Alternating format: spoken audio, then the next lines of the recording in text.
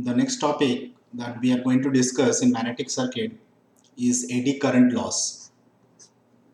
So we have already seen how the eddy current is formed. So here we'll discuss what is eddy current loss. So if you have a magnetic material which is subjected to AC magnetic field, then EMF is induced in itself according to Faraday's law of electromagnetic induction. We have seen that E is equal to N d phi by dt. So according to Faraday's law, EMF is induced when you will be having a source of a voltage which is alternating in nature.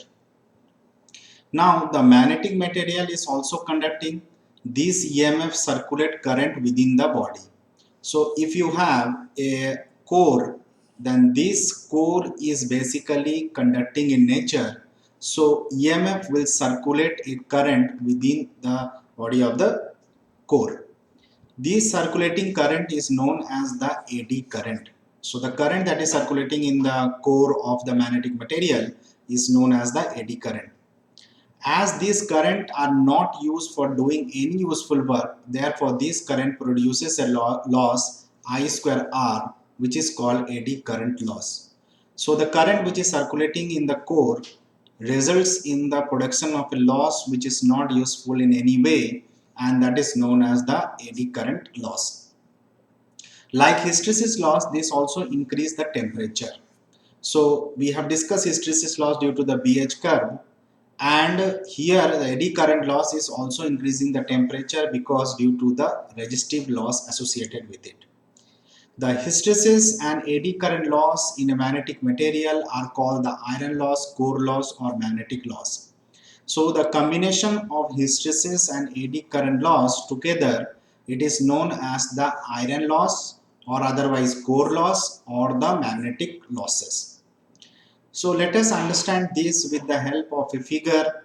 So we will see how the production of eddy current is there in two different material. One is, first we'll take the solid core example. Let us see first and then we'll discuss the other one.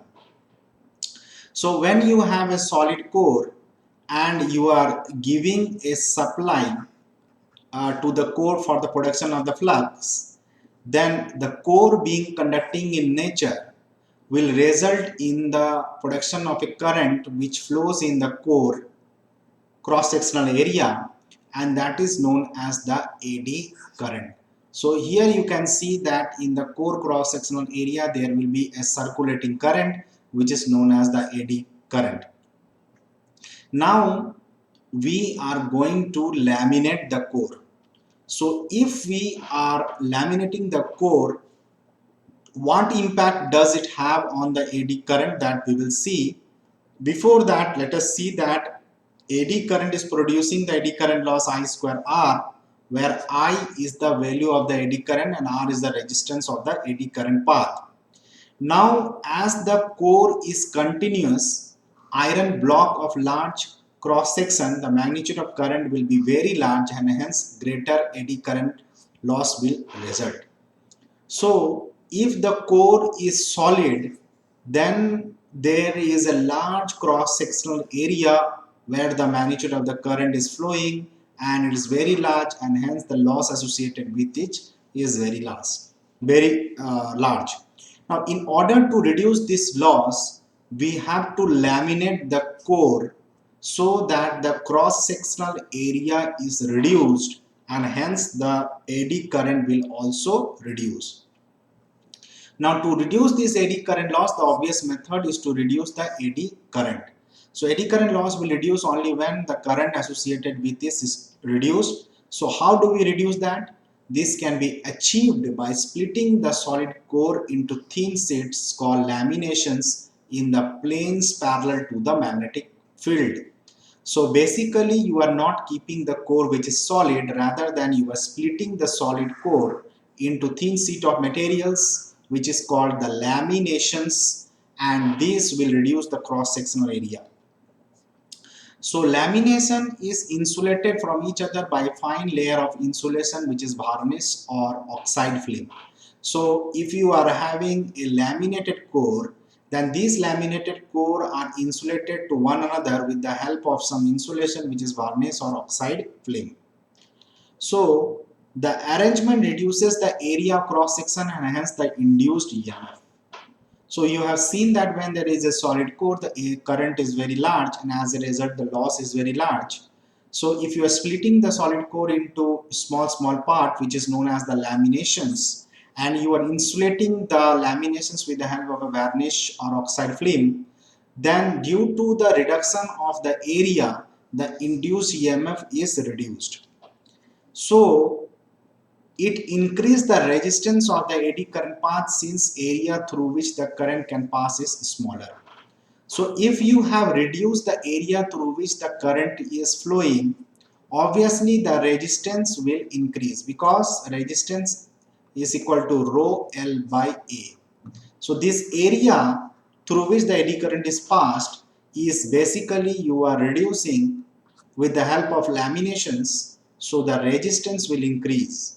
So the resistance will increase, it means the current, that is the eddy current, is reduced and then the loss will reduce. So the loss can further be reduced by using a magnetic material having higher value of resistivity like silicon steel. So if you are using any magnetic material of better, which is having a high value of resistivity like silicon steel, further eddy current loss can be reduced. There are some useful application of eddy current also. We thought of eddy current loss to be dangerous or some sort of limitations, but in some useful applications are also there for eddy current. Let us look into that. So when the effects of eddy current, that is production of heat, are not utilized, the power or energy loss consumed by the current is known as eddy current loss. So you have seen that there will be loss I square R, where I is the eddy current and the resistance is there, and it is resulting in the production of the heat.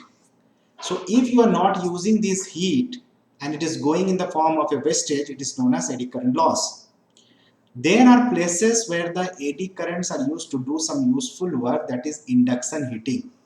So if you take one example, induction heating, where the heat produced due to the eddy current will be utilized, in such places it will be having an useful application. In case there is an iron shaft is placed as a core of an inductive coil. So one application we have seen induction heating where the heat produced by the eddy current will be useful. In this case, the iron shaft is placed as a core of an inductive coil. So when high frequency current is passed through the coil, a large amount of heat is produced at the outermost periphery of the shaft by eddy current. So frequency is high and due to the eddy current, a large amount of heat is produced on the periphery. The heat reduces considerably when we move towards the center of the shaft. So in this iron shaft, when we move towards the center from the outermost periphery, the heat will be reduced. This is because the outer periphery of the shaft offer low resistance path to eddy current. So when resistance will be low, current will be high. The process is used for surface hardening of heavy shaft-like axis of automobiles. So surface hardening is the application of induction heating. Where do we use that?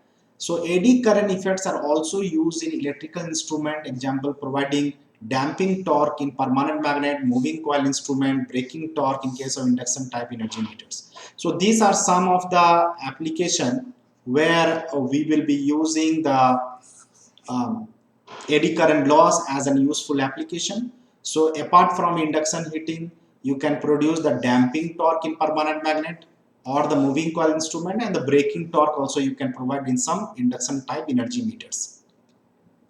Now, how do we calculate, or what is the mathematical expression for the eddy current loss?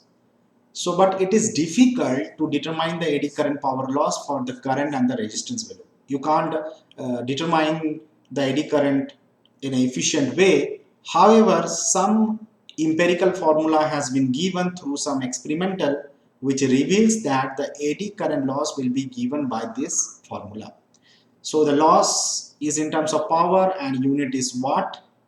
What are the terms that are associated with the eddy current loss formula? Let us see. So the first term is Ke, that is the coefficient of eddy current. Its value depends upon the nature of the magnetic material.